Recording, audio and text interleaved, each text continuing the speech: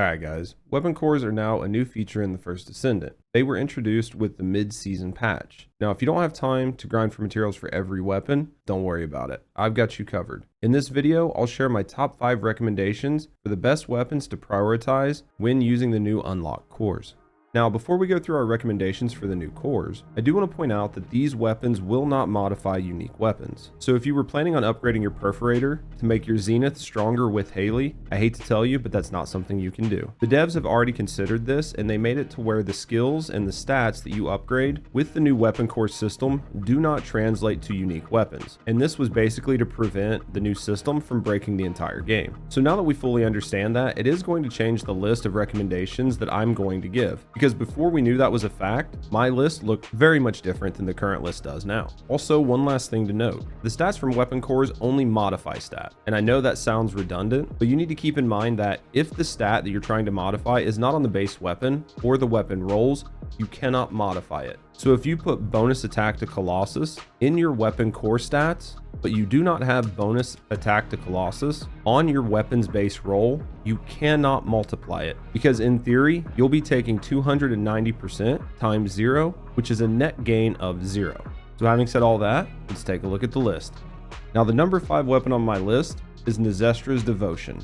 Now I know a lot of you guys probably aren't even looking at this weapon, but it does give a pretty generous debuff, and that debuff can help out if you're using it on a Descendant who primarily does skill damage, but isn't a tech skill based Descendant. So you can slap this on somebody like Bunny and hip fire to get bonus damage when you're running around putting in that DPS from your skills. Also, this has a good couple utility slots, so you can really build it more for a utility weapon and a stat stick than an actual DPS weapon. I'm not saying you're going to bring this into the hardest content to go out there and slay out, but it will let you have a little bit more fun in that low to mid tier content while still allowing you to put in a little bit extra damage on the bosses and those yellow bars. So on this weapon and all the weapons you see moving forward, when you see the stats that I put on the weapon, keep in mind this is only a guideline when it comes to what I think you should put on these weapons. Most of these are going to be very general builds and something that'll work well with a lot of different character builds. But if you decide that you want to run a more niche build, you can always change these out for anything that works better for you. But for the most part, these are the builds that I'm going to run with the weapons that I'm showing you.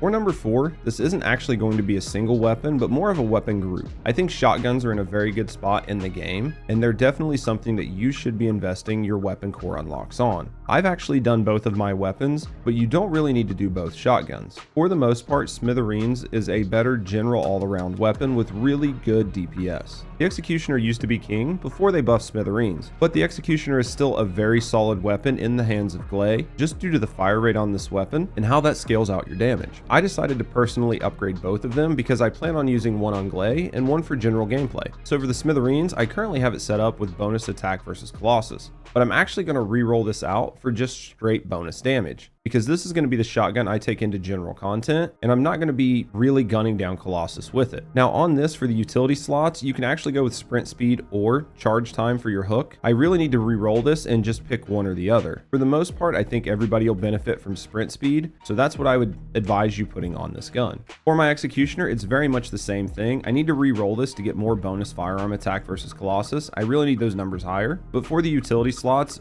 I think I really want to go with movement speed on this. Now for both of these shotguns, there is a case to be made for aim shot accuracy so you can map targets better. I'm not going to say that that's actually a bad play, because that might actually be a good play for you and your playstyle. But for me, I like the additional mobility, so I'm definitely going to go with move speed on these guns. And if you noticed, I didn't show you hammer and anvil, and that's because in the current state, I would not touch that gun. The gun is not doing as much damage as the other shotguns, and it needs a little bit of love. So for now, I would just avoid doing anything with that until it does get a nice little bump.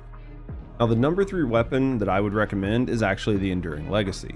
This gun puts in a lot of work, and it is a really solid weapon in the game. You can use this in a lot of gun builds, and it puts out a pretty sizable amount of damage. I would definitely go with firearm attack and critical hit damage on this weapon. For the utility slots, I really would like to get speed in all of these, but unfortunately I wasn't able to roll good speeds in either slot, and I did get a really good grapple charge time. Ideally, I would like to have sprint speed in this, because when I do use this on Haley, it will help to offset her cold movement debuff, and outside of that, it'll just help you not feel sluggish when you're running around with this large machine gun. So now we're getting to the top of the list, and I think some of these choices might surprise you. But for my number 2 slot, I actually think you should be looking at the beam weapons. I think the beam weapons are in a very good spot, especially when we're talking about Voltia. Voltia is a great ad clearing weapon, and I really think you can't go wrong by putting additional stats on this weapon. For me, what I would put on my Voltia is double firearm attack with an electric tack, rounds in the mag, and then bonus firearm versus Order of Truth. Now I'm leaning really heavy into firearm attack on this, but realistically you could probably double up on the electric attack and actually get more mileage out of this. So definitely keep that in mind when you're building this weapon, because I don't think that using the electric attack is going to be a bad thing for you. I think if you use this weapon in some of the harder content, you're going to be surprised at how well it performs with these additional changes. Now where things might get a little bit surprising is the fact that I'm mentioning all of these weapons. I think Clairvoyance is actually a very good weapon, and I think where it's really going to shine is when you pair this up with Viessa. And the reason I bring that up is because I think we're going to start seeing harder content, and in that content, your Descendant is actually going to matter, and so are their guns. The perks for this gun really help out Viessa's kit, so if you're already going to be using it, you might as well make it that much stronger. For me on this weapon, I would definitely go with Firearm Attack, Chill Attack, and the Sprint Speed modifications. Now, mine right now shows Beam Rifle Charge Speed, and that's because I just happened to roll it. I think you could do just as well here with a fire rate or a mag increase, but for right now, this is how mine turned out, and I'm actually okay with it. The Kingsguard Lance is actually an interesting weapon. And the reason it's still on the list is because you can actually put 3 different attack up mods on this. If you're using this for general content, you might just want to go ahead and put firearm attack on it because it's really going to ratchet up damage of this weapon. Now, where it can get really interesting is you could use this against enemies who are weak to ice and triple stack that chill attack. Now take that with how this weapon works, and you can be putting out a lot of damage to a lot of enemies non-stop. If you use this right, you can be very oppressive on a battlefield and make sure nobody gets to the area you're not wanting them to get to.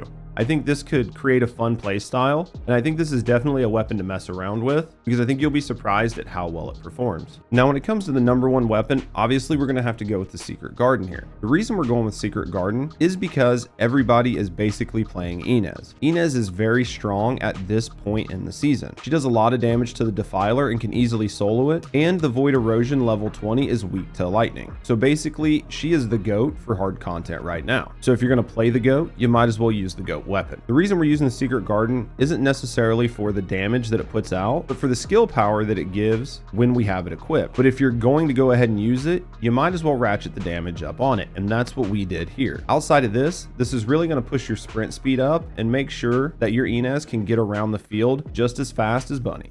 Now, I do want to throw a couple honorable mentions out. These aren't necessarily weapons that I think you need to prioritize when it comes to unlocking their cores, but they do have a lot of utility, and I could see why you might consider it depending on the Descendants you play and your playstyle. First up, we're going to look at the SMGs. I think Thundercage and Python have a spot in this sandbox and in this meta. Thundercage particularly because it does do well on the level 20 Void Erosion. Now, Python doesn't really do as well there, but it is still a fun gun, and you can have a lot of fun if you do bring it up and unlock those cores. Both of these have a lot of utility slots, so you can get some damage out of them plus some extra utility, and that makes it a lot of fun for moving around the battlefield. Even if you're not necessarily using these for damage, you can kit them out to give you just a lot of utility, but either way, I definitely wanted to mention these. I did also want to mention Restored Relic as well. Right now, rocket launchers are not in a good spot. They do not fit very well in the meta or in this sandbox, but we do know that they are going to be getting a buff soon. So if you run out of things to core and you're trying to come up with some good ideas, I do think that Restored Relic could be a fun one to get you prepared for the updates that are coming. But now that we're through the honorable mentions,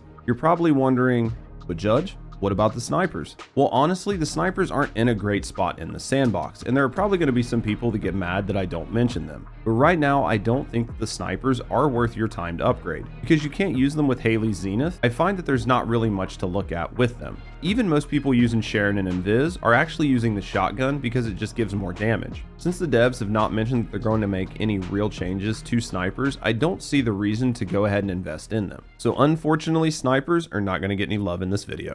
Alright guys, so that's it. That's my recommendation for the weapons I think you should core. Not only did I give you recommendations, but I did try to give you a good idea of the stats you should be looking to roll on these weapons. I would recommend waiting till you get level 7 cores, but if you can't farm level 7 cores, just farm the best you can.